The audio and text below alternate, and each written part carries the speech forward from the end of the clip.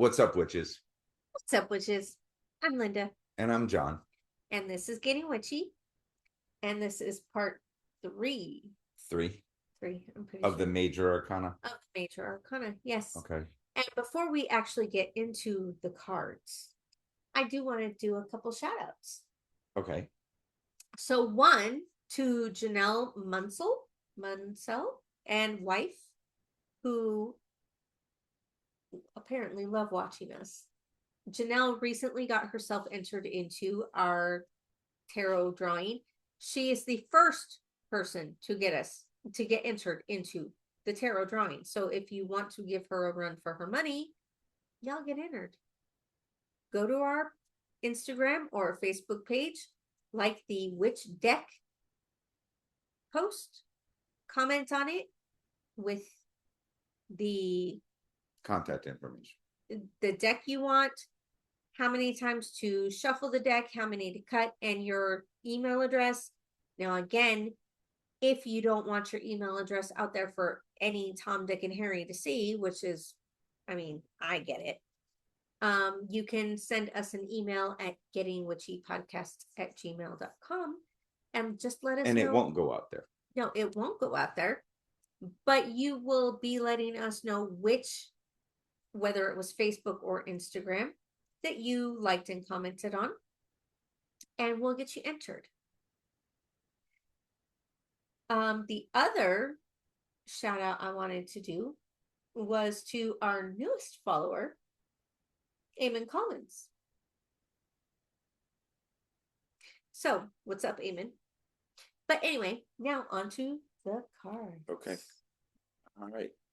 So, on the major arcana, we are now on the card Strength.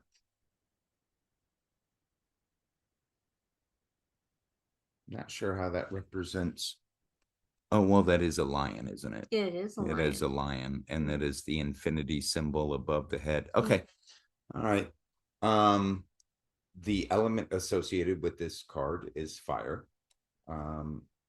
And appropriately so, the planet associated with it. Now, again, you have to keep in mind that with tarot and other forms of divination, I was going to say divinity, but I mean that's kind of, but planets are all celestial bodies. The moon is a planet. So here the planet is the sun. The zodiac sign, of course, with the lion in the picture, the card is Leo. Is Leo. Not 14 million different signs like some of the others. Just one strong. I'm not a Leo. I'm just saying. It's just interesting how like some of them have 3 and 4 associations. Well, yes, because of the imagery of the card itself. We're gonna get into that. Yeah, we're gonna get into all right. So this is what we've been talking about. Like it's very in depth and in some ways complicated, but not at the same time. If you are relatively familiar with those other, so numerology, not a clue on this myself personally. It's associated with the number 8, which represents progress and decisive action. Yeah, that lion would be decisive in its action. Yeah.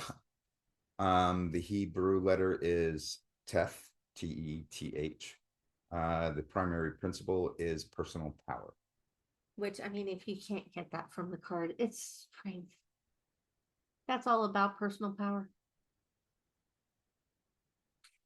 So the card description is as you can see, a woman in a white gown is gently but firmly closing the mouth of a lion while stroking its mane.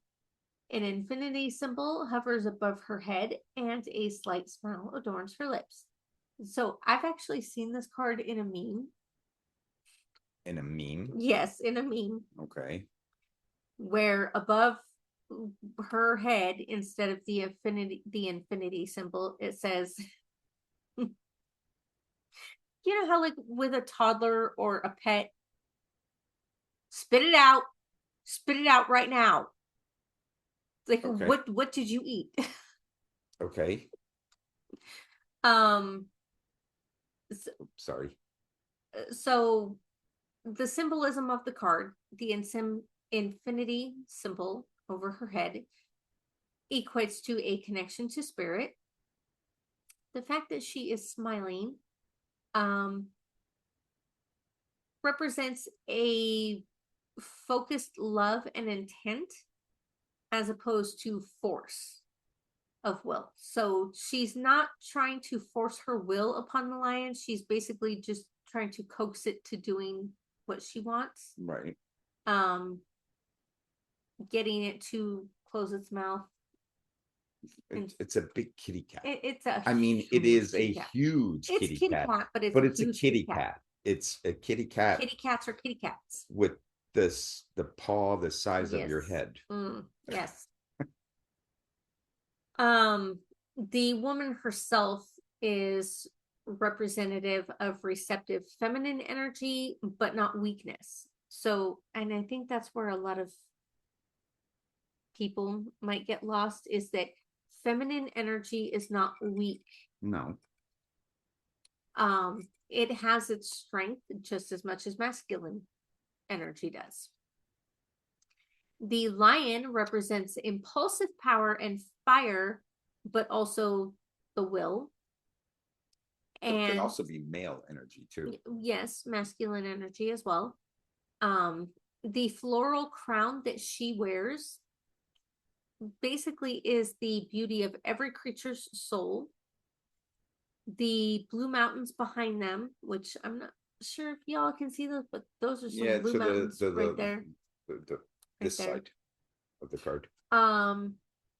Those represent creating heaven on earth, peak experiences, whereas the yellow sky indicates an awareness of one's consciousness.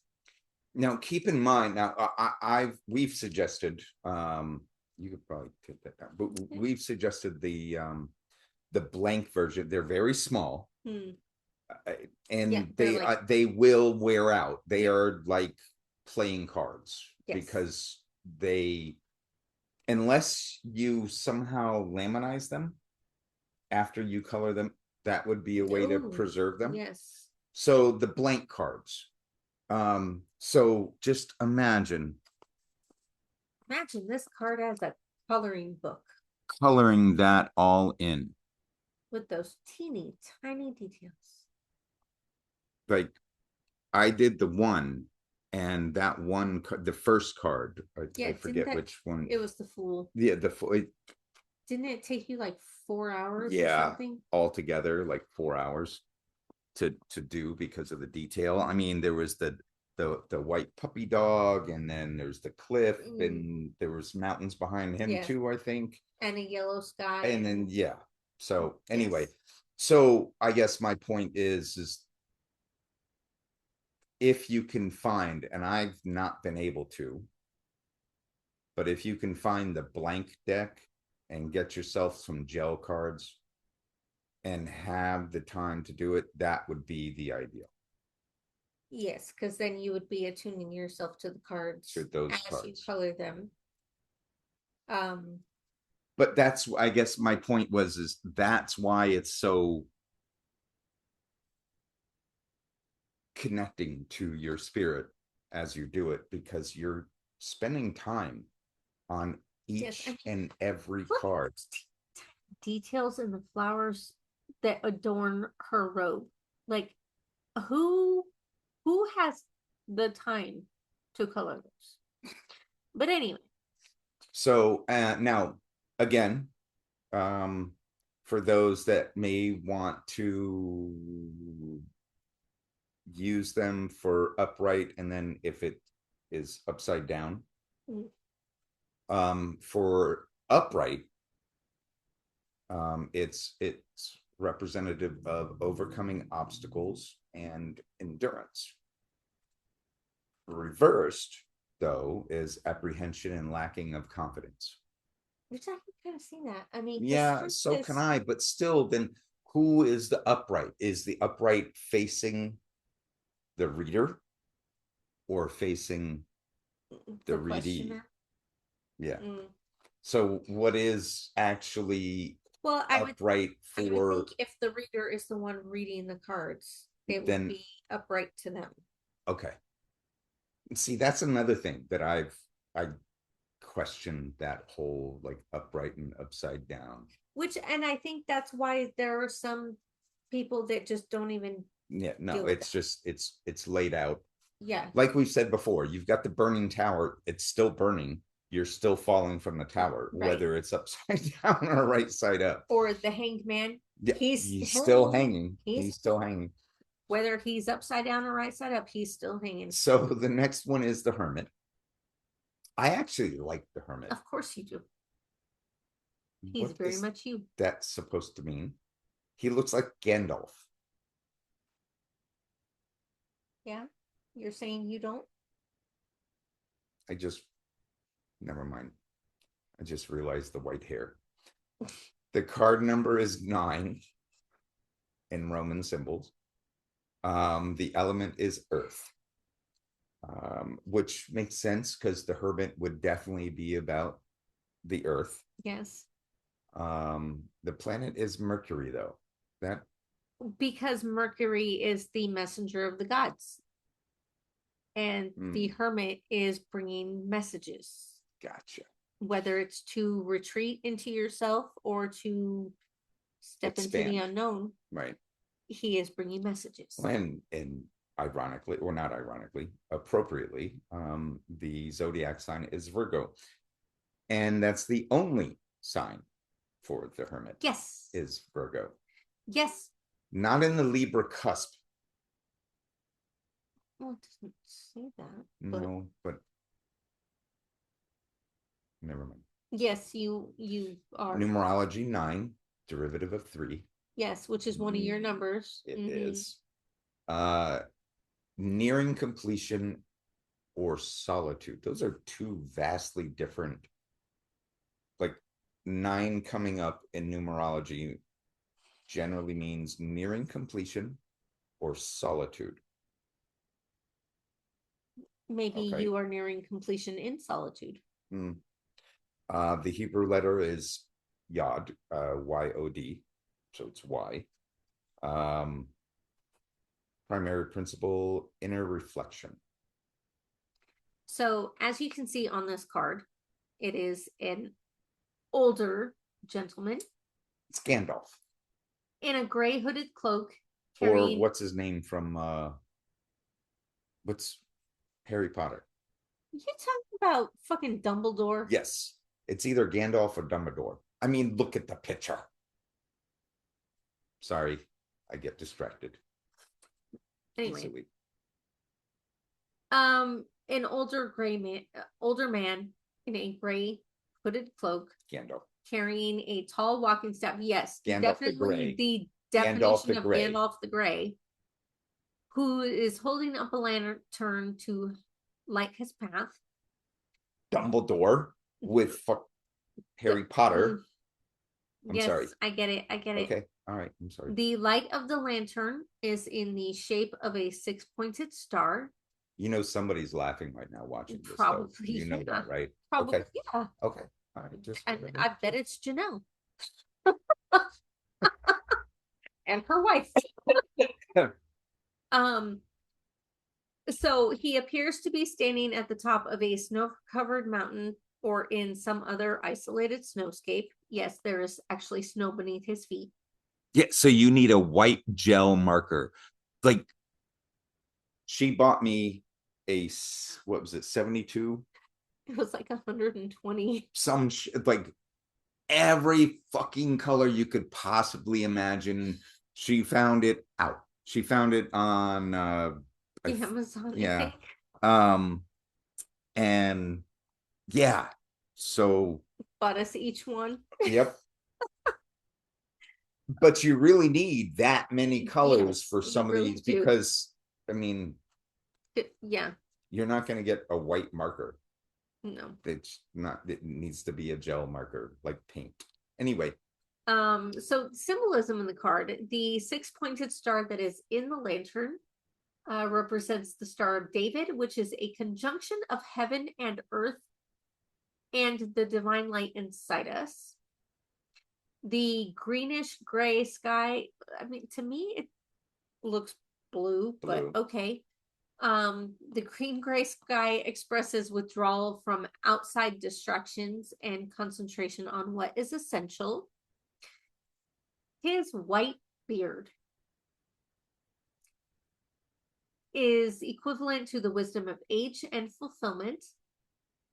His gray clothing is a reminder that one's own light and path are more important than outer flamboyance. So it's more important to make sure that you are on your true path than it is to be Elton John. If more people thought like that. So I'm not sure if y'all can tell, but his staff is like a golden yellow color. That color is actually bestowed upon it by the lantern. But the color of the staff is determined by the light shining on it. Determined by the light shining on it from the lantern, which is the light and strength which every person brings into this world through his or her own individuality and individual personality. Gotcha. So, like, what makes us us is what lights our path. Gotcha. So, upright. If you see him like this. This means wisdom and solitude, or represents wisdom and solitude. Upside down is loneliness and isolation, which would, that would also if you're a hermit, then isn't loneliness and isolation the key? Like that's like your goal. That's pretty much par for the course. That's your goal, though. I mean, you want isolation, and sometimes that comes with loneliness. Although sometimes I think they don't necessarily want that. It's just that's what they end up with. I really liked in the Lord of the Rings, the little brown. Oh, the little dude with the with the birds in his hair, and he was a cool ass fucking. See, wizard. He is actually more my ideal of a hermit, because he was eating a lot of mushrooms. Oh, he was, yes. But he was at least living with the animals. Yes. And caring for them and learning. All right. So the next is the wheel. This one is interesting. Card number 10. Look at all that. And look at all that detail. Now, look at it. Imagine coloring that in. And that's why I only got through one card. But I mean, the connection that you can build with it, I am pushing that because it's true. I haven't done it myself completely. But if you have the time, you have the patience, I highly recommend it, because it was cool as shit doing that one card that I did. And I should work on the others too. Yes, you should. Yes, I should. I still have the pens. Yes, you do. And the cards. So the element of fire. Yes. Which I'm not sure where I see the element of fire at, other than the devil there. No, it would probably be here, because that's supposed to be representative of Aries, I think. Okay. But anyway. So yeah, you've got like an eagle, kind of falcon. Well, we're gonna get into that. Oh, okay. All right. So yes. So it's a planet Jupiter. Planet Jupiter, but as you can see, in each of the four corners of the card is a mythological creature, and each one represents zodiac sign. Freaking zodiac sign. So you have Taurus, Leo, which is represented by the element of fire, Scorpio, and Aquarius. In numerology, it is number 10. And that represents the completion of a cycle, whatever cycle that may be going on in your life, but that represents completion of a cycle. The Hebrew letter is Kaf, K-A-P-H, and the primary principle is chance and or opportunity. Yes. Okay, so when it comes to the imagery of this card, there's a lot going on. So you have this Sphinx holding a sword sitting on top of the wheel. Alongside the left side of the wheel is a serpent facing downwards. And then on the right side, you have the god Anubis, the Egyptian god of the dead, facing upwards. Okay. In each corner is a winged being, which again, we've already talked about. Taurus, Scorpio, Leo, and Aquarius. On the wheel itself, you have the Hebrew letters of YHVH, as well as the Latin letters TARO,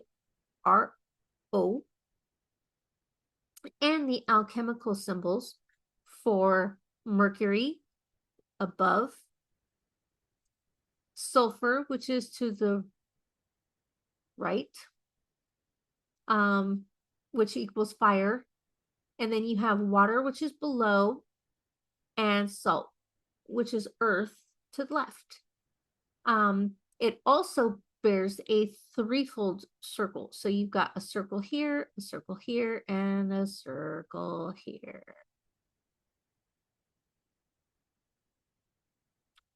And behind the wheel, you've got a blue sky and gray clouds. So there's a lot of symbolism going on here. There's a lot going on with this card. So let's start with the Sphinx and its sword, which represents the diversity of life. So that's the Sphinx with the sword. And then, of course, we have the four creatures in the corners. Aquarius, Matthew, air, Yes. Scorpio, John, water. So they're assigning it biblical. Yes. So not only do the four creatures have an astrological association, but they also have a biblical association with the disciples or the evangelists, Matthew, Mark, Luke, and John, which I don't know. I grew up saying a prayer, Matthew, Mark, Luke, and John. I went to like 8 different churches when I was growing up, and belief systems, so I don't know that song. The prayer that I grew up with, or prayer, sorry, was basically Matthew, Mark, Luke, and John. Bless this bed I lay upon, 4 corners to my bed, 4 angels round my head. That sounds like a spell. 1 to see, and 1 to pray, and 2 to watch until the day. That's a spell. You are calling upon I love religion. Okay. Right. So Scorpio, okay. Aquarius would be Matthew. Yes, which is Scorpio would be John, which would be water. Yes. Taurus would be Luke, which would be earth, and Leo would be Mark, which would be fire. Yes. The stable forces that uphold the wheel. Anubis, the Egyptian god of the dead, who represents the cycle of life, death, and rebirth. And he is the representation of the positive upward principle. Yes. Which, I mean, he actually was. Like, he helped. He guided the souls to the underworld. Yes.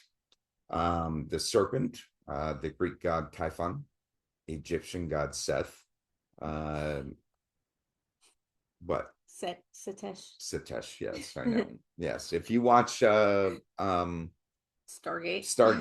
you'll know that joke. So was negative or downward, a negative or downward principle. Which is why he's facing downward.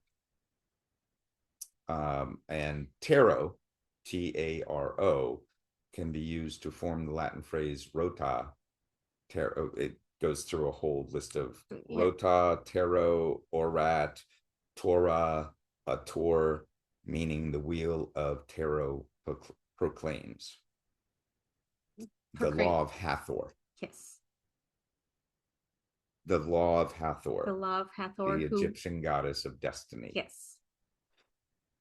So the Hebrew letters YHVH, the unutterable, it's the name of God that cannot be spoken, also known as Yahweh, but it can't be spoken. But it can't be spoken.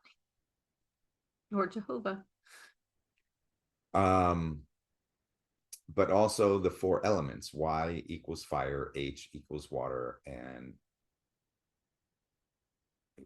because there's two H's. So one H is... Oh, yes. Okay. One equals water, one equals earth, and the other is air. Yes, the V is air. The V is air.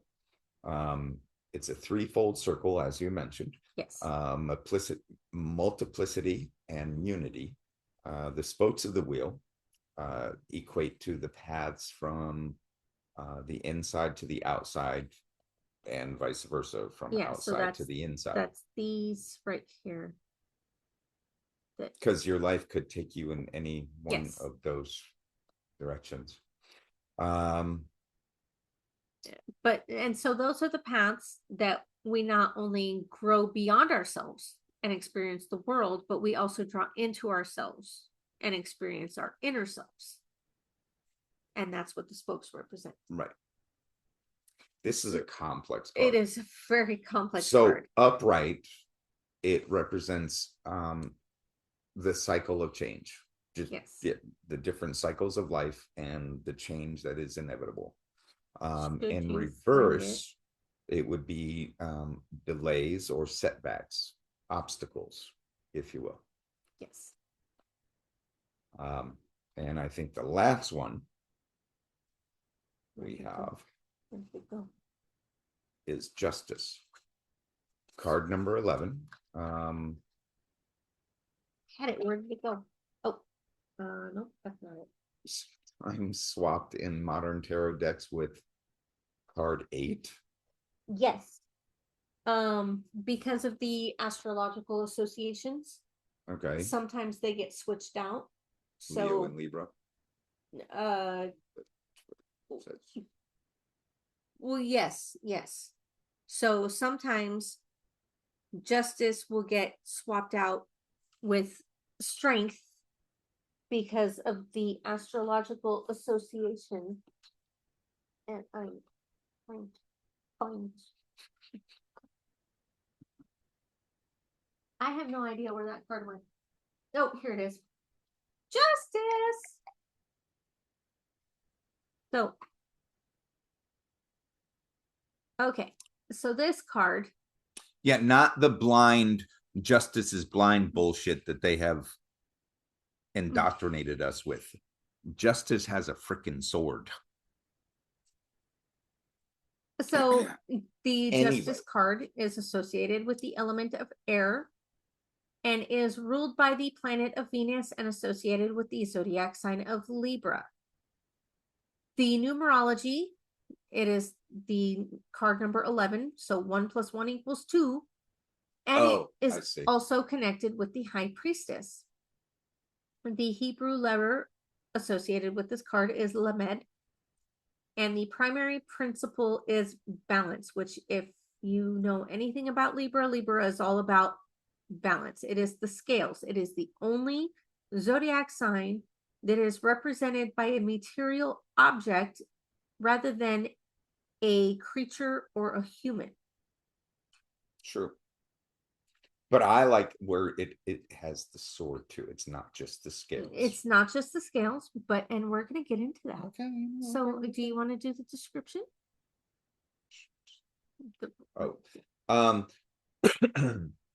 It's a crowned figure adorned in red robes.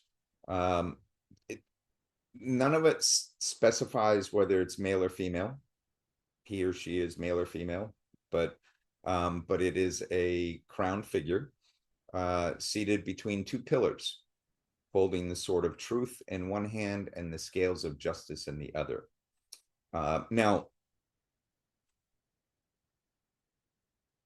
if you're really, and it doesn't say this necessarily, but in what's the Kabbalism, the two pillars in a temple represent the goddess. Now, I may be throwing some curves in here, but that's, and we do have the Hebrew letters and numerology. So just so sitting between, representative of the goddess. The sword pointing upward. The scales are a little bit lower, so as above, so below. The sword is an instrument used to implement judgment, but also for arriving at judgment. The case, what?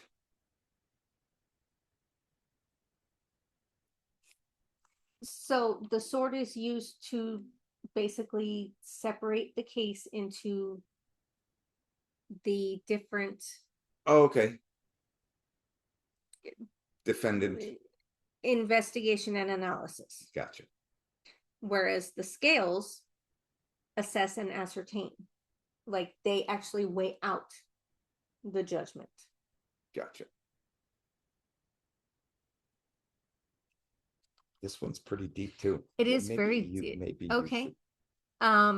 So the red robe that the judge of justice is wearing indicates a dealing consciously with drives and emotions, either mental control or conscious indulgence. The red and gray mantle, basically the thing on their shoulders, represents heart and intellect. So they're not just going off emotion. They're going off emotion as well as knowledge. And the yellow green in the mantle also attributes to naturalness and growth and warns against immaturity. So they're not going into this half-cocked. They're looking at it. Yeah, I did say. Yes, I did. But they're looking at it from all perspectives. Now inside the there is on the, I'm not sure if you can see it because it's really tiny, but right there is a brooch. And that brooch represents openness. The three battlements on the crown, the little 3 points, represent the epitome of the feminine spiritual world. And the jewel inside the crown, this little 4-sided thing right here, that represents the epitome of the masculine material world. So they're working with both. Now the gray columns, because these are a little bit different from other columns that we've seen. Yeah. They're definitely not the same columns as the high priestess, but these gray columns and the floor represent neutrality, equanimity, tolerance, but also indifference, a lack of awareness, and the danger of fossilization and the opportunity to achieve sustainability. So they are running strictly on the facts. Like they're not trying to give anything to emotion. They're running strictly on the facts and balance. Right.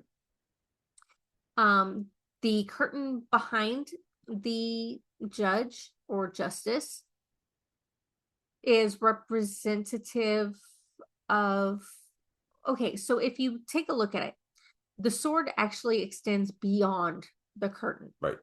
It goes above the curtain as a sign of the sensibility and sensitivity which are needed here. And in the spectrums of colors, violet is actually the closest to invisible radiation. The scales give a measure to what was uncertain, so because it hangs below. The yellow background here represents the sun. Yeah, I was going to say it's kind of like the sun is shining through, right, bringing light to whatever needs to be, you know. Right. So it represents the sun and clear consciousness, obscured by rules and regulations in the negative aspect. But in the positive aspect, it represents overeagerness, envy, delusion, and greed, which are curbed by the curtain and the pillars. Which, I mean, that seems a little contradictory to me, but that's just me. If you find this card upright in your readings, then it is representative of truth and balance. Should you find it reversed or upside down, then it represents imbalance and unfair treatment. But the question would be by who? Could be by you. I mean, the person. Yes, could be by that person, or it could be by any number of people. This is one of the cards that could be used as a significator or to indicate a well, I mean, pretty much all the major arcanas. I mean, all the cards of the major arcana are possibly representing somebody like that, aren't they? Yes. But could you imagine if you had a judge in your family, though, and this card came up in your reading? No. All right. So that is actually all that we have for this episode. If you haven't already done it, and trust me, I know you haven't, go to our Instagram or Facebook page, like the post that says which deck, comment on it with your answers to the question. If you don't want to put out your email address for everyone to see, that's fine. Email us at gettingwitchypodcast@gmail.com, letting us know whether it was the Facebook or Instagram post that you liked and commented on, and we will get you entered into our drawing. Because so far, Janelle Munsell is the only one entered, so she's looking like she's gonna win it. Yeah, she's looking like she's gonna get it. So, thank you. Well, I'm way over there somehow, but thanks for joining us. We love you guys. Peace. Peace out, witches. We love you. Take care of yourselves. Take care of each other. And we can't wait to see you again.